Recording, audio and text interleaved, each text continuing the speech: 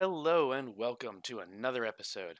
I am Brian, the Unskilled Commander. Hopefully this is going to be a fun game for you guys out there, and as you may be able to notice, we're doing things a little differently this time. After quite a long time of doing things the old way, I started to think, since most of my turn 1 through 5s are just like play a land, pass turn, they're kind of boring, nothing really happens, so why don't we just skip them? So I played the turns, but I didn't hit record, so now we're jumping in at the start of turn 4. As you can see, we do have some stuff on the battlefield, but we can just catch up real super quick. The decks are Optimus Prime, Ramos counters Matter, Insects, and Angels. Optimus Prime, we just have a Thought Vessel and an Ethereum Sculptor that's a 1/2 artifact spells cost 1 less. Over here on Ramos, we just have an Arcane Signet, Lanimore Visionary that just enters the battlefield, draw a card, and it taps for a green. Over on the Insects, we have a Scoot Mob, a Caustic Caterpillar, and a Mirkwood Spider. They're all just 1/1s. They have some decent abilities, but nothing super crazy right now. And finally, I will show this one up on screen. We have the Commander, Giada, Font of Hope on the battlefield, Flying Vigilance Angel 2/2. The important part is each other angel you control enters the battlefield with an additional +1/+1 counter for each angel you already control. She can also tap for 1 white mana, but you can only use that to cast an angel spell. This is going to be an interesting game because it's going to be really lopsided against Insects, but we'll go over that in a bit. So alright, turn 4, let's get going. Untap, upkeep, draw. Play a mountain for turn. Alright, well, tap 1, 2, 3, 4, so red, white, blue,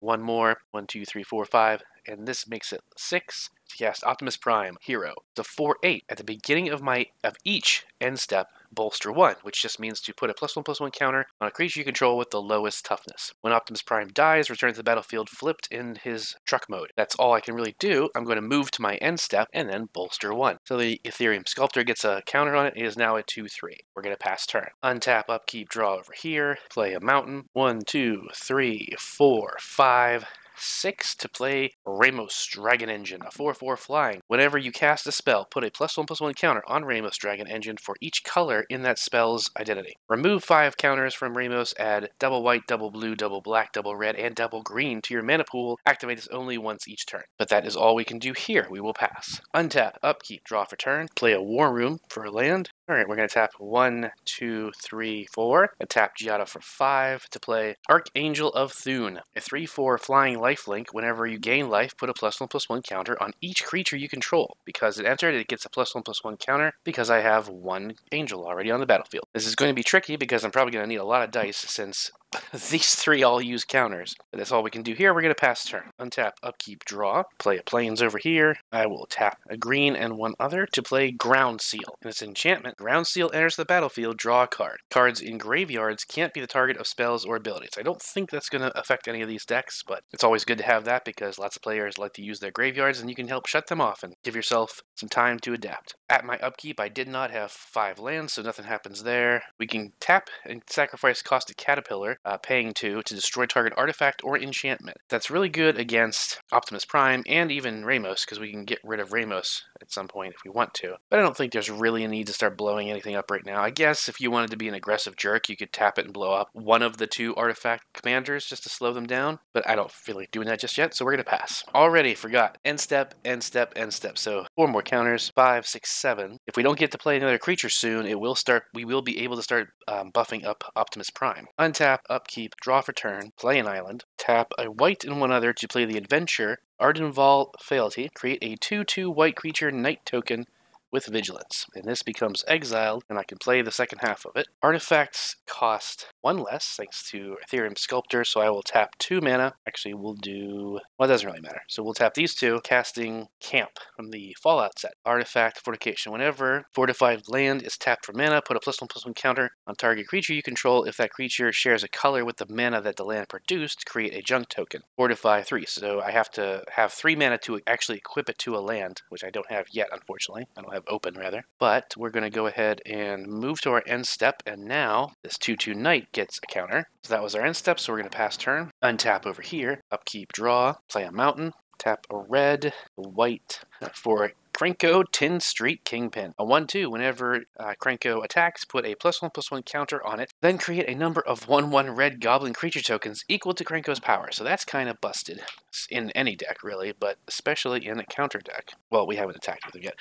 but we do get a counter on Ramos for the 1 red color in Krenko. I still have 4 mana that I can use. We're going to do green and blue to play Coiling Oracle. That's 2 colors, so we're going to go up to 3 counters on Ramos. When Coiling Oracle enters the battlefield, reveal the top card of your library. If it's a land card put in the battlefield, it is not. Otherwise, put that card into your hand. Another destroy artifacts enchantment kind of spell, so that's something. We have 1 open mana, but nothing we can do with it. We can attack with a 7/7 flying commander. So the question would be, from this perspective, who is the threat? I mean, we have a 6/7 over there, a 3/3, and a 4/8 commander.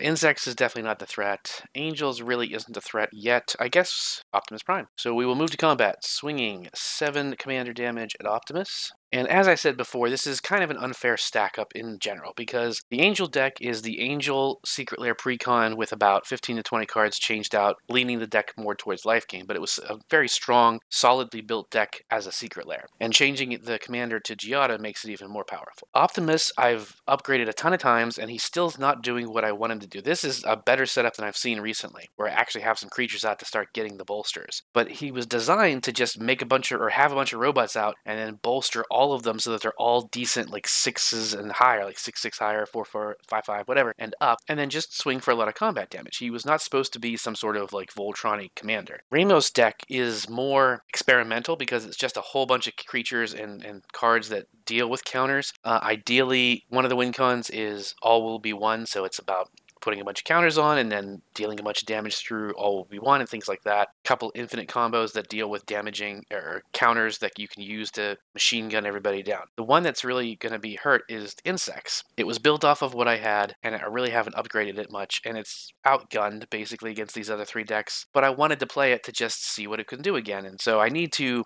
stick with it, but I believe it should be stay with the other built with what I own decks, and I'm going to have to start making a bunch of more of those, and I think what I'm going to do is just not bother upgrading them unless the deck really wows me in terms of fun or concept, or it shows potential. Then I might start upgrading them, but I think I might just keep like a good, 10 decks built off of scraps I had to fight amongst themselves to like learn different, use them to help with, okay, I'm going to try this style of deck that I don't normally do. Things like that to help with learning Magic better. Putting it in against any of these other ones was kind of not the best move, but we'll see. I mean, it should function well enough. It's got a bunch of insects. The commander's pretty cool, but but now that Krenko's out, I mean, all bets are off. So we'll see. We did the damage. We're going to pass turn. Also, you might have noticed that I'm trying to keep track of turns for myself and for you because, again, I mentioned in prior episodes that I'm trying to track it to figure out, is there a sweet spot where most commander decks end? And then if so, then that gives me something, or gives all of us really, something to shoot for. It's like, okay, look, the average commander deck ends on turn 10. All my decks win on turn 13. I need to fix that. I need to change it. Or they're all commander games mostly end on turn 8. Well, it's like, well, crap, I really got to speed up my decks or whatever. So we untap over here, upkeep, draw. I'll play a Plains for turn. 1, 2, 3, 4 to play Angelic Accord. At the beginning of each end step, if you gained 4 more life this turn, put a 4/4 white angel creature token with flying onto the battlefield. Giada says when an angel enters the battlefield, not cast. So I'm going to tap Path of Ancestry for 1 white and play Light of Hope. I'm going to choose gain 4 life. And Archangel of Thune is also lifelink, so if I get, and it's a 4/5 right now, so if I swing that anywhere, that can be next turn's way to get 4 life. Or even if I block and it gets destroyed or doesn't get destroyed, if I block with it on somebody else's turn, it's a Angelic Accord says at the end of each end step, so I could gain life and make angels on other people's turns as well. But I think I'm going to hold back because we have a giant flyer that's already swinging, move to my end step, and then make a 4/4 angel with flying. And this is a cool, really beautiful token from Proxy Forge. So go check them out. They do some really gorgeous art. Proxies for your deck, but also really great tokens and stuff. I got a bunch of their tokens. I think they're pretty awesome. Not sponsored or anything. I just like the tokens. We're going to pass turn. Untap, upkeep, draw over here. Play another Plains. Getting flooded with Plains. 1, 2, 3, 4, 5 to play the Hive. Artifact says pay 5 and tap it to put a 1/1 insect artifact creature token onto the flying, or with flying, named Wasp into the battle, onto the battlefield. So still 1, 2, 3, 4, 5 lands. 4 of them were at my upkeep. So next upkeep, in fact, I will do this to try and remember. So on my upkeep, I will actually trigger and scoot mobs so that I can put some counters on it. Fortunately, that's all we can do. We're going to now move to turn 5. We're now moving on to turn 6, which it started on Optimus Prime. He went first, but it's just easier to write it on this side so you guys can see it. We're going to untap. Oh my gosh, I missed the freaking end steps again. 1, 2, 3. So adding 3 onto here, which is 4. So this is a 6-6. This is a 5-7. So we still have a couple more end steps before I can start picking between the two. I'm actually going to tap, well, let's try and tap the single things first. 1, 2, 3, 4. There we go. To play 1 with the machine. Draw cards equal to the highest mana value among artifacts you control. That would be Optimus with a whopping 6, so I get to draw 6 cards. 1. I will play Urza's Tower for a land for turn. Tap Urza's Tower to play a Drillworks Mole. He's a 1/1 that I can pay 2 and tap him to put a +1/+1 counter on Drillworks Mole and on up to 1 commander you have. And this is awesome. That was a really good move. I'm going to tap 2 to play Cyberman Patrol. Artifact creatures you control have Afflict 3, which says whenever a creature with Afflict 3 becomes blocked, the defending player loses 3 life. I have 6 cards in hand, so I don't have to discard down, which is awesome. Now, the only downfall, of course, by playing those extra creatures is now they'll get, and it's not a downfall because that's what the point of the deck is. They will start getting bolster triggers so that I can have more creatures with higher toughness. I still don't really want to attack, and actually I totally forgot. I have some extra mana, don't I? Because Drillworks Mole actually costs 0, thanks to Ethereum Sculptor, and Cyberman Patrol costs 1. So that means I still have 2 mana up. Is there anything else I can do? You know what? Yeah, we'll tap Tide Bridge for a blue to play Ponder. Look at the top 3 cards of your library, put them back in any order, shuffle, and draw a card. Alright, I think we're gonna do that. Leave them there, draw the card for turn, or draw the card off of Ponder. Move to my end step, put a counter on Drillworks. Oh, I do need to remember to try and play this because that's a really important card that's just floating there in exile, but we will go ahead and pass turn. Untap over here, upkeep, draw for turn, play an island. I will tap one of my mountains for a soul ring. 1, 2, 3, 4, and 5 to cast Iridescent Horn Beetle. It's a green, so that this goes up by 1. At the beginning of your end step, create a 1/1 green insect creature token for each +1/+1 counter you've put on creatures under your control this turn. So at this point in time, that would only be 1, but it's about to go up with Krenko. So we've got an 8/8 flyer. Optimus already has 7 damage, and he is starting to get a lot. So as much as it pains me, I'm going to have to send Ramos once again at Optimus in the air. We're definitely going to want to swing Krenko. However, there's no safe place to swing them yet. If I swing them, the best bet is to swing them over at insects, and even then they can block and destroy it. Actually, they don't have to. They have a death touch, so that's not the best idea either. So unfortunately, we really can't swing with Krenko anywhere specific. And I'm not sure we, at this point, because if we do, we would simply make 2 1/1 goblin tokens. Krenko would be destroyed, so it really wouldn't help too much. So we're moved to combat, swing 8 damage at you. That's not great. 1 more hit and Optimus is out. I'm going to go to my end step. I put 1 counter on, so that means I get a single green insect and pass turn. Untap, upkeep, draw over here. Gonna tap 1, 2, 3, 4, 5, 6 to play Breathkeeper Seraph. It's a 4/4 flying angel with soul bond. As long as Breathkeeper Seraph is paired with another creature, each of those creatures has, when this creature dies, you may return it to the battlefield under its owner's control at the beginning of your next end step. So we'll pair it with Giada. Oh, I almost forgot. I did forget. There's not almost about it. This angel should actually have 2 counters on it because it came into the battlefield, which would have triggered Giada's ability. And now Breathkeeper comes in with 3 counters because there's 3 angels. So that's a 7/7 flyer, that's a 6/6 flyer, and that's a 4/5 flyer. Pretty sweet. As I told you, this deck can go crazy quite easily. I haven't gained any life. These 2 can go to combat, but I'm wondering if I even really want to, right? I'm very tempted to swing in because their only flyer is down.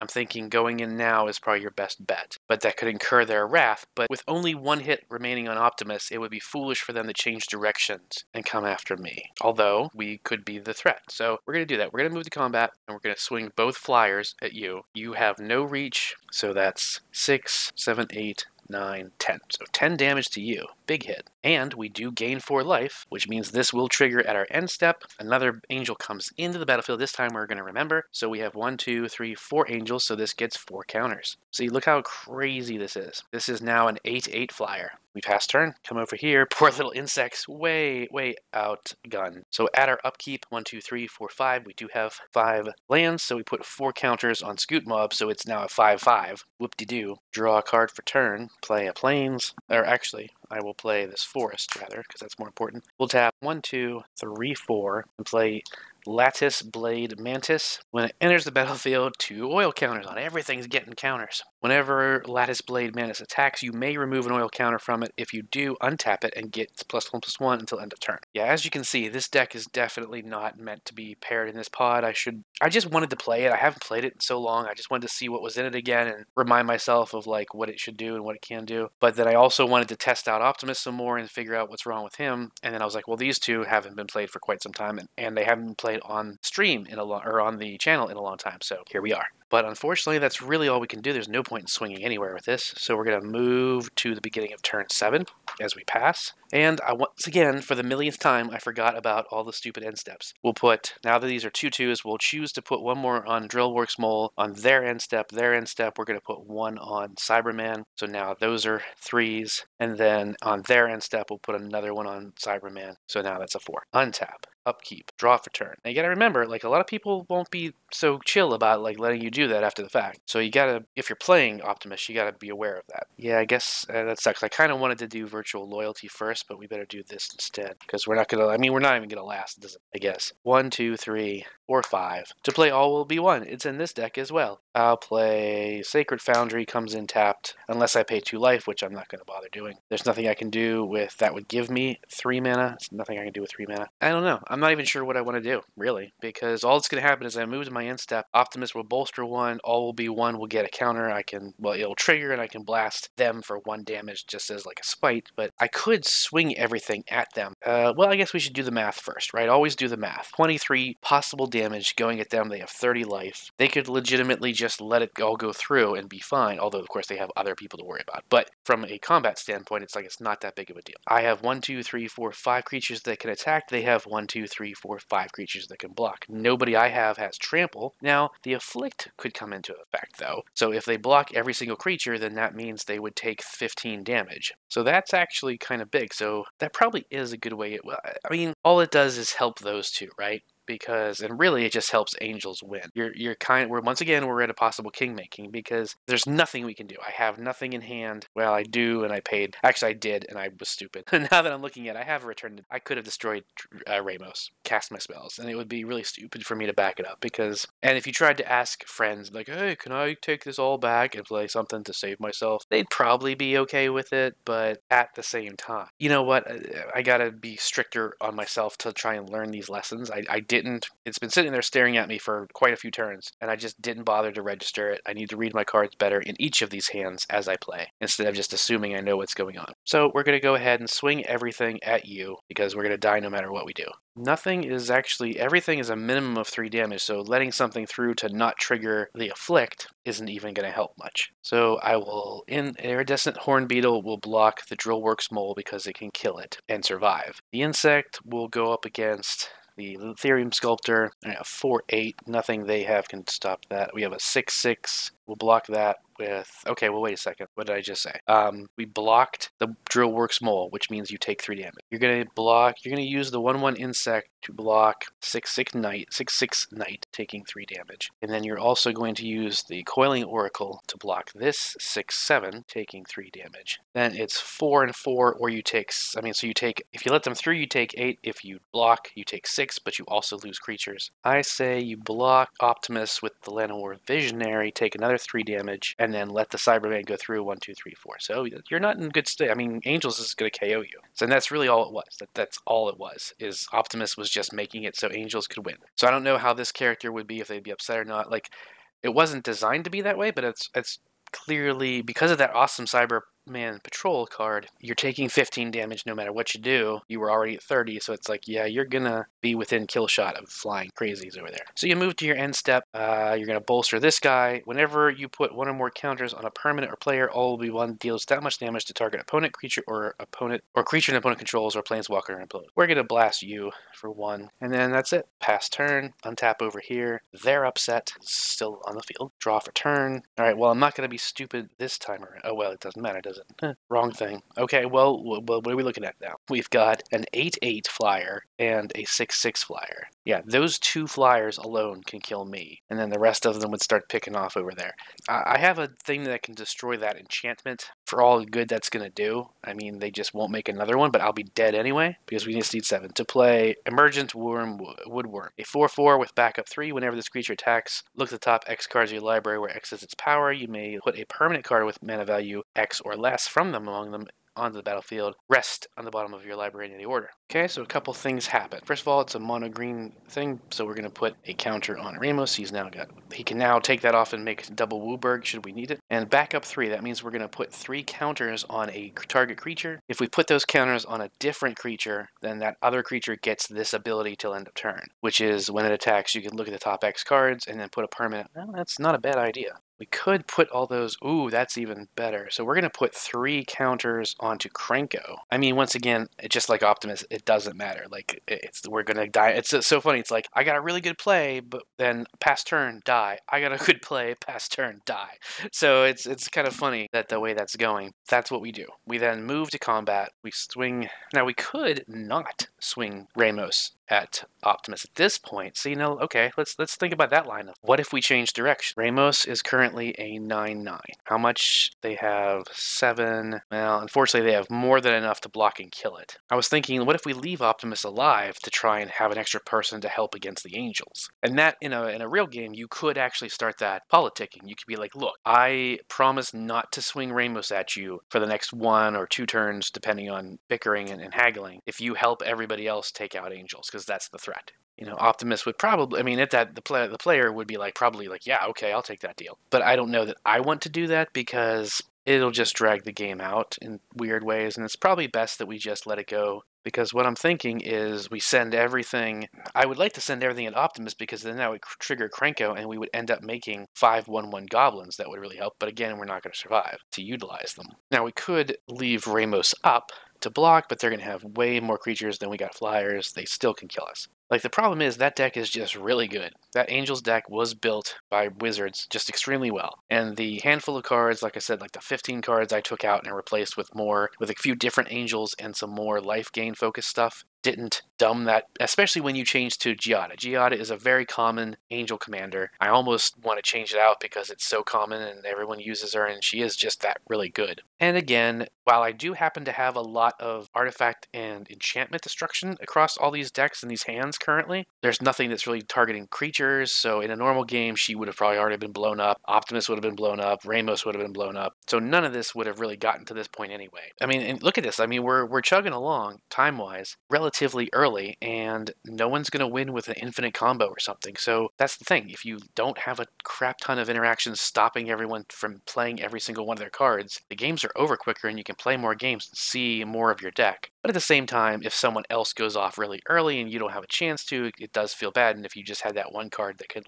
slow them down and give yourself a chance, I get all that. So it's a whole debate. Like I said, I don't think we're going to try and slow things down. So we'll send we'll send these 2 at Optimus, taking them out because of Commander Day. Well, I guess it doesn't matter, whatever. But we will make Goblinos, and we're going to make 5 of them, because when it attacks, it gets a +1/+ counter, and then you make Goblins equal to its power, which is 5. Kaboosh. Darn it, Optimus really started. Whoa, don't spin the card around. Really did well that game, actually. Much better than he's done in the last few games I've played. But we go ahead and pass, untap, upkeep, draw, play a Plains Return, and to be honest, I haven't been using Path of Ancestry properly. I keep forgetting that if I use it to cast a creature spell, then I can scry one, which is, it's definitely helpful. Sure, we'll do 1, 2, 3, 4, 5, 6 to play Sunblast Angel. A flying 4/5. When Sunblast Angel enters the battlefield, destroy all tapped creatures. So these are gone. 1, 2, 3, 4, 5 Angels. So it gets 5 counters. So 9, 10. If that's all of our mana, we're going to move to combat. We're going to send these 2 at you for exactly 14 damage. Kaboosh, you are dead. And then also we are sending all of these at you. So that's 4, 5, 6, 7, 8, 9, 10, 11, 12, 13. So 13 damage to you. The first damage you've taken this entire game. And we gain 4 life, 1, 2, 3, 4, which means at our end step we will make another Angel, which would then come in with 1, 2, 3, 4, 5, 6 counters on it. Are you getting a feeling of how crazy this can get? Or is getting, rather. So we have 2 creatures up for blocking blocking, and they both are huge and flying. We pass turn, untap over here. We do get 4 more counters on Scoot Mob, though. Draw a card for turn, play a Plains for turn. What I'd like to do is sacrifice cost a Caterpillar to blow up the... Actually, okay, this I will roll back because this would have made sense. I didn't, but that's a 4. So we played a land, and we should have had mana up, I believe. So at our end step, we would have tapped to sacrifice that and blown up Angelic Accord. In fact, I would have done it after it triggered. They were like, "Are you sure you don't want to do it before?" I was like, "No, it's fine." I would have played dumb and been like, "Yeah, it's fine. I missed it. No, it's fine. Just blow it up now." Because then I would move to combat, swing all of this at you. Because, I'm going to die anyway, right? Might as well swing at you. So a 1/1 with Death Touch, and then, so you're going to let that go through. You're going to block the other 2 things. You're going to kill him. Not even a question, right? 8, 9, it's a 9. Well, wait. Okay, you'd block the 9 something with the 10, the 9, 9 with the 10, 10. At my second main phase, 1, 2, 3, 4, 5, 6... descend upon the sinful. Exile all creatures. Put a 4/4 angel on the battlefield if there are 4 or more card types. I got a creature, and I don't think there's not. But yeah, exile all creatures. So that's exiled, and oh no, you poor baby. She goes back, she costs 2 more to cast, and all of these get exiled. That's pretty funny. Then we move to turn 8, pass. Now, if I really wanted to keep the game short, I just wouldn't have done that, and on turn 8, angels would win. There you go. Perfect example, turn 8, the game's over. You don't really have a lot of time in Commander, which is surprising to actually do things. So untap over here, upkeep, draw. We tap 1, 2, 3, 4 to recast Giada, then tap 1 to cast Sierra Ascendant. It's going to get a counter from Giada, Font of Hope, but as long as you have 30 more life, which I totally do, it gets +5/+5, it has flying, and lifelink. So it is currently 7/7 flying lifelink right out of the box. Sierra Ascendant in Commander is kind of a BS card because it says that. Like, it's meant for 60 card because you start with 20 life. This starts you at 30 life, you start at 40, you automatically get that buff. So actually I would use Path of Ancestry. Let's be semi-smart. Scry 1. Yeah, I'll leave that there, it's fine. But that's all we can do. We pass turn. We no longer have an upkeep trigger. We draw for turn. I will tap 1 to enchant this forest, choosing white. So now when the enchanted forest is tapped for mana, a controller adds one of that color. So now it taps and it creates green and white. I'm going to go ahead and tap 1, 2, 3, 4, 5. Make ourselves a 1/1 wasp with flying. Wasp fly. There you go. But that's all we can do there. So we pass turn. Turn 9. Untap. Draw the land we left on there. Play it. Tap 1, 2, 3, 4 to play Cosmos Elixir. At the beginning of your end step, draw a card if your life total is greater than your starting life total. Otherwise, you gain 2 life. Obviously, we're going to go to combat. We're going to swing both of them at you. You do have a flyer that you can block with. You can block Giada, it dies, but they're going to gain 7 life, and you take 7 damage. Because blocking, well, she didn't have trample. I guess I should have blocked the Sarah Ascendant, huh? That was kind of dumb. Okay, play it properly. So we gain the 7 back and then lose 2 instead. And it is Commander, but that's definitely not going to be an issue. So we did that, gained a bunch of life. At the beginning of our end step, we're definitely over our starting life total, so we draw a card, which is sweet, and then we pass turn. Untap over here. Upkeep, draw. Ooh, okay. Interesting. I mean, this is a very good card against... This is like the one card in Insects that's perfect for these 3 decks. So I guess I'll play it just to show you. We're going to tap for 3 to play Solemnity. It's an enchantment. Players can't get counters. Counters can't be put on artifacts, creatures, enchantments, or lands. So that neuters everybody. I can still play creatures, they just won't get the buff off of Giada now, which is funny. 1, 2, 3, 4, 5. Okay, you know what? Cool. We're going to go ahead and tap that to make another flying wasp to lock with, and pass. Back to turn 10. Untap over here. Upkeep. Draw for turn. I guess we'll tap 2. Wait, what's this? I do not. Never mind. Tap 2 and play Pearl Medallion. White spells cost 1 less to cast. 5. Shattered Angel, a 3/3 flyer. When a land enters the battlefield under your opponent's control, you may gain 3 life. I used Path of Ancestry so I can scry. We're going to put that on the bottom. Move to combat. Rinse and repeat. We're going to gain 7 life, but they're only going to lose 2 because they're going to block the Sarah Ascendant. The Wasp dies and they take the 2. Pass turn. Untap. Upkeep. Draw for turn. Let's at least get him out once, right? 1, 2. So green, white, and green. Then 1, 2, 3, 4, 5 to cast Reston Menoptra Leader for 5. So it enters with 5 1/1 counters on it. Oh no, wait, players can't get counters. Oh shoot, I can't play it. Okay, that actually hurts myself. I didn't realize. And it would make 5 1/1 creatures. Whenever you attack with one or more insects, put a +1/+1 counter on each of them. Ah, darn it. Maybe I shouldn't put that in here. I forgot that it was... I think I just put it in there and wasn't really thinking about the fact that it said players. So instead of trying to play him, we will then do 1, 2, 3. Nantuko Shaman, it's a 3/2. Doesn't enter... or it enters from my hand, so it doesn't have any battlefield triggers. It's just a 3/2. Or should I pay the 5 and redo a Wasp at this point?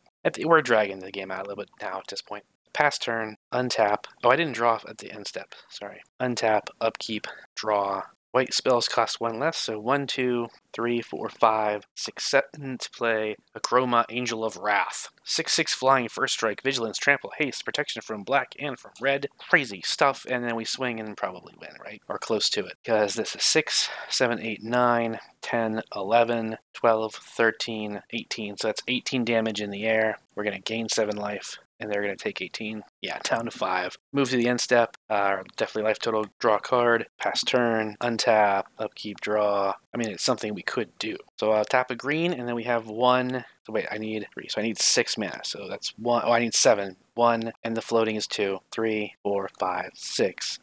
Pest Infestation for 3. Destroy up to 3 target artifacts and/or enchantments. Create twice that many 1/1 black pest tokens with when this creature dies, gain a life. So we'll do Solemnity, Pearl Medallion, and Cosmos Elixir. So I make 6 pests. I swing him at you. You block with...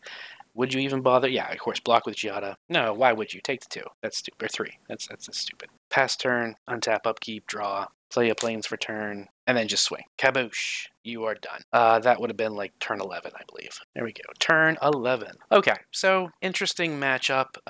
As I said, this is kind of... I don't want to swap it out now for the next 2 matches because we started. Why not? Let's keep going. It's fine. We see that it needs to be faster, as always. I don't think I mean, other than like about 6 out of my bajillion decks, I haven't gone through and updated the card draw, so this just needs a bunch of green card draw, like Harmonize and some other stuff to be able to... And some ramp. I don't know. I haven't seen any ramp at all. Reevaluate it. I say put, if there's not a lot of ramp in there and I just didn't get it, I say put more ramp, a lot of draw, and then maybe dial back a few of the insects so that I can dump a bunch of insects quicker and dump more mana into Vestrin so that I make a bunch of insects, because his big thing is whenever you attack with 1 or more insects, put a counter on each of them. So the idea is dump a bunch of mana into him, make, like we just did, make like 5 insects, plus a couple insects that were already on the board, swing with 10 insects, they all get +1/+1 counters, now they're all bigger. Not the best because without any red, he doesn't have haste and you can't like do multiple combats or whatever, but still, I think he has potential to be fun. Angels, just gross as we've seen. Optimus did really well, just got shut down by Ramos, and Ramos did pretty well. So I'm pleased with most of the decks. We'll see what the next couple games do for it. I hope you had fun watching. I hope you stick around and subscribe to the channel, and I will see you next time.